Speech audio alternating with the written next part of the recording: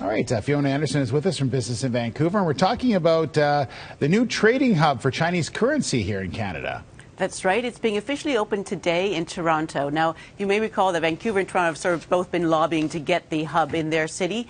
What they've done, though, is that they were actually going to call this the Canada Hub. Elsewhere, the Chinese government has actually set up hubs in London, Frankfurt, and Seoul, and they're actually affiliated with the city. But this one's going to be affiliated with Canada.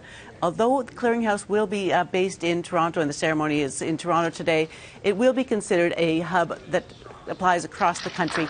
And why do we care? I mean, it's really good news for companies that do business with China, because right now, any company that does business with China has to convert Canadian dollars into a third currency, like the US dollar or the London pounds, before it can be converted into Chinese renminbi. Well, that actually costs an added cost to the transaction. But there's another way of saving money as well. There's some Chinese companies that will give a discount, as much as 5%, to foreign companies that can actually pay in Chinese currency. So two ways of saving money, the transaction costs and the actual price you have to pay for goods. The Canadian Chamber of Commerce has estimated that importers in Canada will save $2.75 billion in these extra costs, and that actually maybe will be passed on to consumers. But exporters will gain as well. They'll save about $6.3 billion. That's over a decade. And that's especially good news for BC because we're big traders with Asia.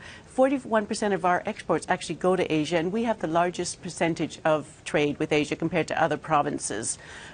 This should also help increase our exports. The Chamber again estimates that exports from Canada will increase about $32 billion over 10 years. So good news for BC businesses and Canadian businesses. All right, Fiona, thank you very much. Thank you. If you want more information from Fiona, you can go to BIV.com for Business in Vancouver.